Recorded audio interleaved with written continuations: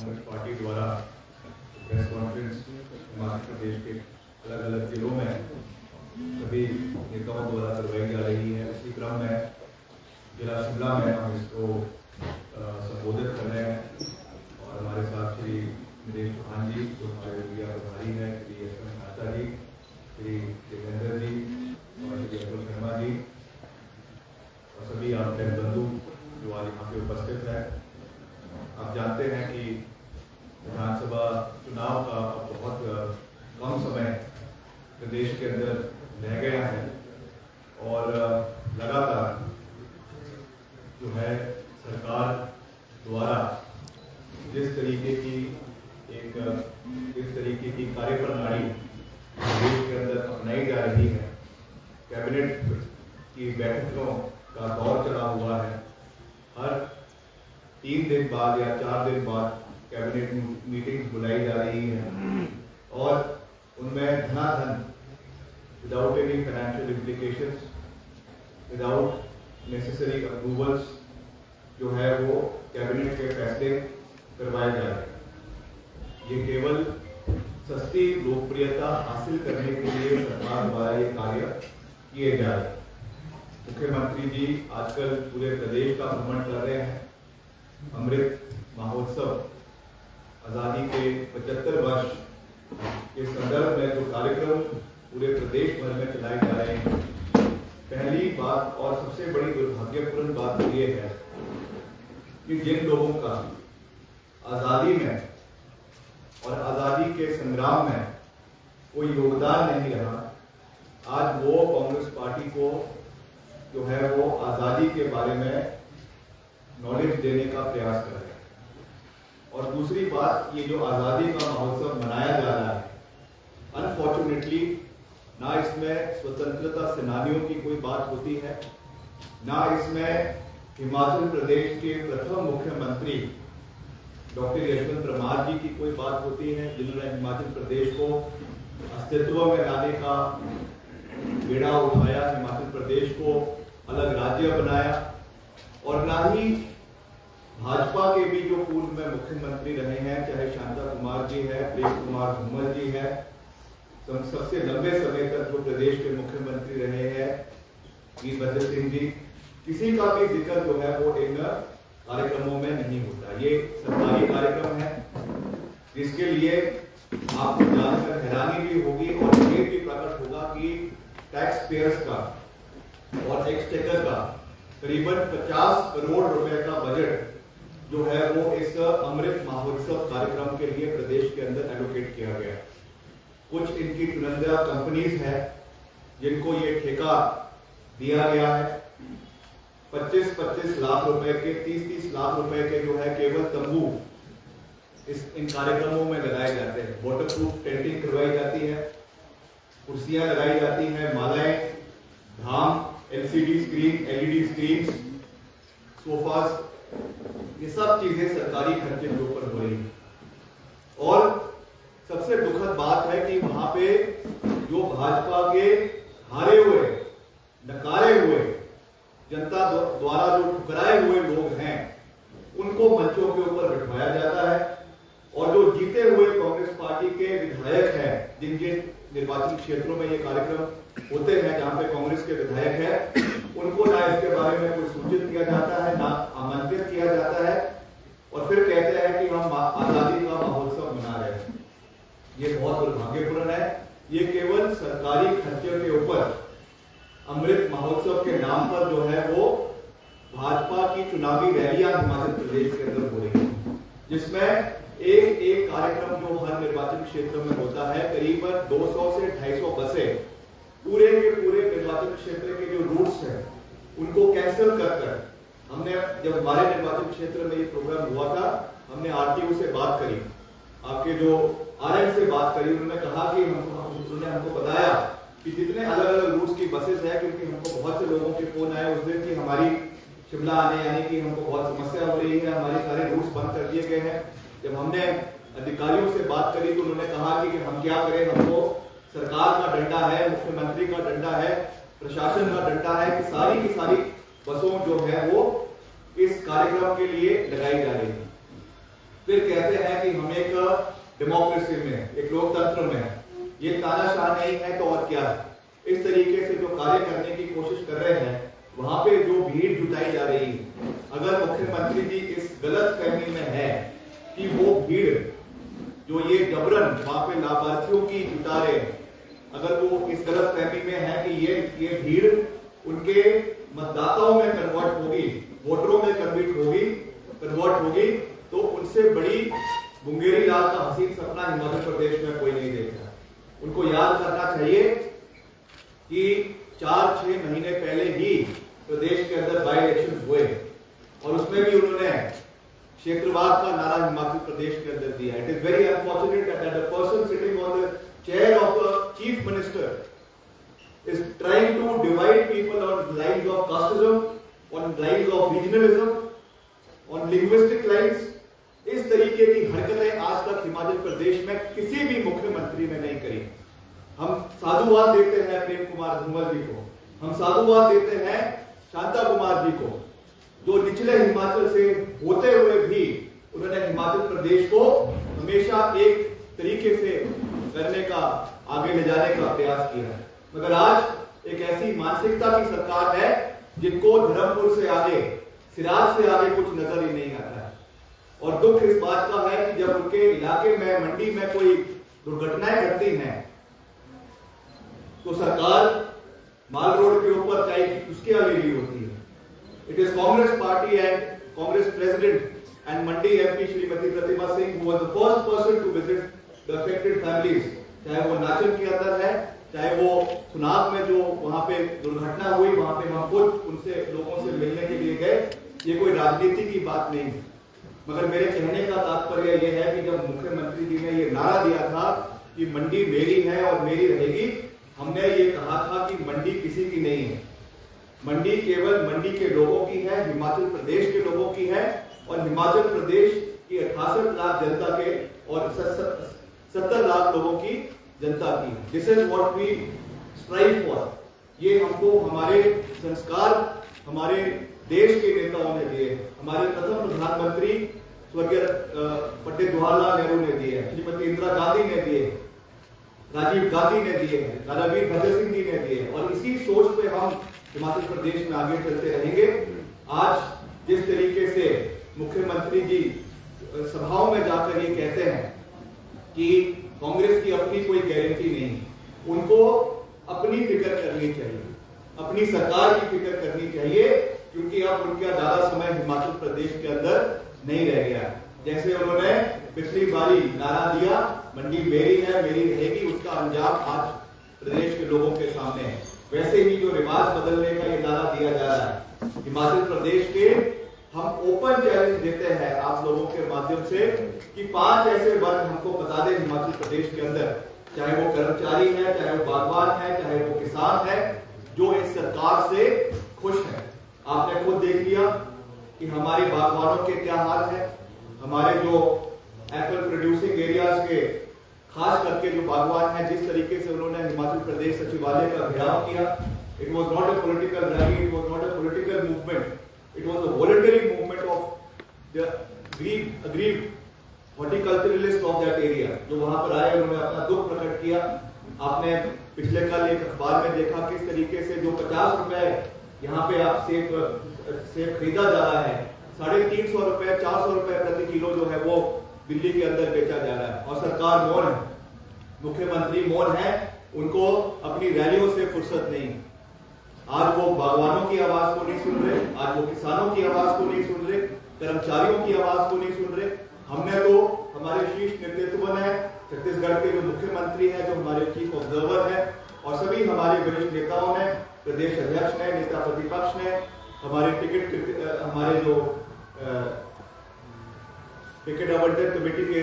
सदस्य है, सब ने मिलकर ये बात कही है कि हम ओल्ड पेंशन स्कीम को हिमाचल प्रदेश के अंदर लागू करेंगे। ये हमारा वादा है। और पहली कैबिनेट मीटिंग में हमने तो विधानसभा के अंदर भी पूरी होक बजा के ये बात करी है, in the first cabinet meeting of the new Congress government Himachal Pradesh में ओल्ड पेंशन स्कीम की बहाली करवाई जाएगी, और इसके लिए हम वचनबद्ध। दूसरा जो हमने युवाओं के लिए खास रूप से बात करी, जो हमने गारंटी की बात करी है कि हम 680 करोड़ रुपए का पैकेज प्रदेश के युवाओं के लिए देंगे, जिसमें particularly in every assembly constituency 10 crore रुपए का बजट जो है वो इंटरेस्ट फ्री लोन का युवाओं को दिया जाएगा। First come first serve basis के ऊपर जिनके रिक्विजिट कागज पूरे होंगे उनको 1-1 लाख रुपए का ऋण जो है वो बिना इंटरेस्ट का प्रदेश में रोजगार को बढ़ावा देने के लिए हमने लिया है। इसके अलावा आप जानते हैं कि महंगाई आज चरम सीमा के ऊपर है और एलपीजी सिलेंडर की हर जगह पे बात होती है, महंगाई की हर जगह पे बात होती है, कड़वे तेल की बात होती है। महिलाओं को निजात दिलाने के लिए एक मॉन्यूमेंटल डिसीजन कांग्रेस पार्टी ने लिया है और एक बजट एलोकेशन जो है वो हमने किया है और हम जब हमारी सरकार बनेगी 1500 रुपए 60 साल से आपके 80 साल के बीच 18 से 60 साल के बीच में सभी महिलाओं को 1500 रुपए प्रति माह का पेंशन हमने देने का निर्णय लिया है। इसके अलावा जो हमारी आवारा पशु आज आप देख रहे हैं हर गांव में, एक और भारतीय जनता पार्टी कहती है कि हम गौ रक्षक, मगर आज आप हिमाचल के किसी भी कोने में चले जाएं, कभी हम रामपुर के दौरे पे जाते हैं, कभी कुल्लू के दौरे पे जाते हैं, खास करके रात के समय में हर मोड़ पर आवारा पशु हमको देखने को मिलते हैं। हमने ये कहते हैं हमने हर जगह पे जो है वो गौ सदन बनाए हैं, मगर आज भी सड़कों के ऊपर जो आवारा पशु है उनसे निपटने के लिए उनको एक शेल्टर प्रोवाइड करवाने के लिए हमने ये निर्णय लिया है कांग्रेस पार्टी ने कि हम जो है गोबर को जो है वो दो रुपए प्रति किलो सरकार उसे जो है वो करेगी, परचेज करेगी, खरीदेगी और ये मॉडल एक सक्सेस मॉडल जो है वो छत्तीसगढ़ के अंदर हुआ है। आज बहुत से भाजपा के कार्यकर्ताओं को, भाजपा के नेताओं को उससे तकलीफ हो रही है, मगर वहां पर छत्तीसगढ़ के अंदर पूरा मॉडल जो है वो इससे तब्दील हो गया है। इससे एक नई रेवोल्यूशन जो है वो हमारे ग्रामीण क्षेत्र के अंदर आई है और हिमाचल में भी इसको आने वाले समय में इम्प्लीमेंट किया जाएगा ताकि जितने भी आवारा पशु हमारे कई भाग छोड़े हुए हैं एक इंसेंटिव लोगों को हो कि वो उनको वापस अपने घर पे लेकर आए ताकि उनकी रखवाली जो है वो समय रहते हुए हो सके और जो अपने को ये गौ रक्षक बनते हैं, जो कहते कुछ है करते कुछ है, उनको हम सिखाएंगे कि असली में गौ की रक्षा कैसे जो है वो प्रदेश और देश के अंदर करवाई जा सकती है। इसके अलावा हमने ओपीएस की बात कही, हमने बागवानों किसानों की बात कही। बागवानों के लिए भी हमने ये कहा है कि जब हमारी सरकार बनेगी एक हाई पावर्ड कमेटी जो है वो चीफ सेक्रेटरी की अध्यक्षता में बनाई जाएगी, जिसमें जो भी प्राइसेस आपके सेब के या और आपके फ्रूट्स के और वेजिटेबल्स के जो मिनिमम सपोर्ट प्राइस है वो खुद बागवान और किसान उस चीज को तय करेंगे। उसमें सरकार का कोई हस्तक्षेप नहीं होगा। निश्चित तौर से जो कानून है वो तो विधानसभा के अंदर पारित होना है, मगर स्टैंडिंग कमेटी में आने से पहले इसमें एक हाई पावर्ड कमेटी बनाई जाएगी जिसमें जितने भी हमारे प्रोग्रेसिव ग्रोअर्स हैं, हमारे किसान हैं, बागवान हैं, उनकी एसोसिएशंस को उसमें ऑन बोर्ड लिया जाएगा and only after due deliberations, discussions with these horticulturalists and agriculturalists, उसके बाद में ही हम इसके ऊपर भी जो है आने वाले समय में निर्णय लेंगे। तो ये सब चीजें आज जो है वो हमारे सामने है। जयराम जी और सरकार चाहे कितनी मर्जी ये बातें करते रहे कि कांग्रेस के पास अपनी कोई गारंटी नहीं है या महंगाई के ऊपर कोई बात करते रहे या और कोई टिक्का टिप्पणी करते रहे, मगर प्रदेश की जनता ने ये मन बना लिया है कि इस बारी हिमाचल प्रदेश में कांग्रेस पार्टी की पूर्ण बहुमत के साथ सरकार बनने वाली है और हमने जो भी 10 गारंटियां हिमाचल प्रदेश के लोगों को दी है ये कोई जुमला नहीं। इसके ऊपर सीरियस डिलिब्रेशंस हमारे नेताओं ने, जो हमारे प्रदेश में पूर्व में फाइनेंस में अधिकारी रहे हैं, प्लानिंग कमीशन में हमारे अधिकारी रहे हैं, उनके साथ बैठकर जो है विचार विमर्श करने के बाद इन चीजों को आगे लेकर आए हैं। हम जानते हैं, being a responsible opposition, we understand that the state as of today is going through a very difficult phase. Financially हमारे ऊपर करीबन जो है 65,000 करोड़ रुपए का ऋण हिमाचल प्रदेश सरकार के ऊपर है, हिमाचल प्रदेश के लोगों के ऊपर है। इसलिए हम भी कोई ऐसी घोषणाएं नहीं करना चाहते जो कल को जिसपे और बर्डन हिमाचल प्रदेश के ऊपर बने। मगर ये जो 10 गारंटियां हमने दी है, जैसा मैंने कहा कि इनकी हर डिटेल में स्टडी करने के बाद ही हम इन चीजों को लोगों के बीच में लेकर आए हैं and we stand committed to implement them जब हमारी सरकार हिमाचल प्रदेश के अंदर आने वाले समय में बनेगी। आप कुछ पूछना चाहते हैं तो आप ये जो मंडी वाली बात कर रहे हैं, मंडी हमारी है कि क्या क्षेत्रवाद, उसको आप क्षेत्रवाद का नारा है मुख्यमंत्री? क्षेत्रवाद का नहीं तो अच्छी चीज है। हमको तो ये कहना चाहिए कि हिमाचल हमारा है और हम सभी हिमाचल के एक इलाके को आइडेंटिफाई करना, एक इलाके के साथ ही विकास की रूपरेखा को बांधना, ये मुख्यमंत्री की कुर्सी पे बैठे हुए व्यक्ति को ये बात शोभा नहीं है। जब हट जाएंगे 3-4 महीने बाद, उसके बाद जो मर्जी बोलते रहे, हमको कोई आपत्ति नहीं है। मगर जब तक वो कुर्सी पे बैठे हुए हैं, उन्हें उस कुर्सी की गरिमा को बनाए रखना है। बीजेपी कह रही है कि 2 जो एमएलए हैं वो हमारे पास आ गए हैं कांग्रेस के, और भी जो नेता हैं कांग्रेस के वो उनके संपर्क में है, इसके ऊपर क्या कहेंगे? देखिए, जो भाजपा में 2 एमएलए गए, उनकी जो पृष्ठभूमि है वो भारतीय जनता पार्टी की रही और वो वापस अपने परिवार में वापस गए। क्या हाल इन 2 निर्वाचन क्षेत्रों के अंदर हुआ है वो भी आप लोगों के सामने है। जिस तरीके का एक रिवोल्ट, एक विद्रोह जो है भाजपा के अंदर इन दोनों निर्वाचन क्षेत्रों में, नालागढ़ में और कांगड़ा में पिछले दिनों में आप लोगों को देखने को मिला है, वो इस चीज को दर्शाता है कि दल बदलुओं की आज के जमाने में कोई भी विश्वसनीयता ना अपनी पार्टी में है, ना दूसरी पार्टी में है, ना लोगों में। इसलिए वो जिसको भी लाना चाहते हैं ला सकते हैं, वो स्वतंत्र है। मगर प्रदेश की जनता ने ये विश्वास, ये मन बना लिया है कि जिसके पास भी कांग्रेस पार्टी का चुनाव चिन्ह होगा, हाथ होगा, केवल वोट उसी व्यक्ति को पड़ेगा और व्यक्ति विशेष को नहीं मगर पार्टी को जो है वोट देते हुए हिमाचल प्रदेश में एक मजबूत सरकार कांग्रेस पार्टी की बनेगी। और जिस वीरभद्र सिंह विकास मॉडल के बारे में हम कहते आए हैं, उस वीरभद्र सिंह विकास मॉडल को हम आने वाले समय में हिमाचल प्रदेश के अंदर इम्प्लीमेंट करेंगे। इसके लिए हम सब जो है वो वचनबद्ध हैं।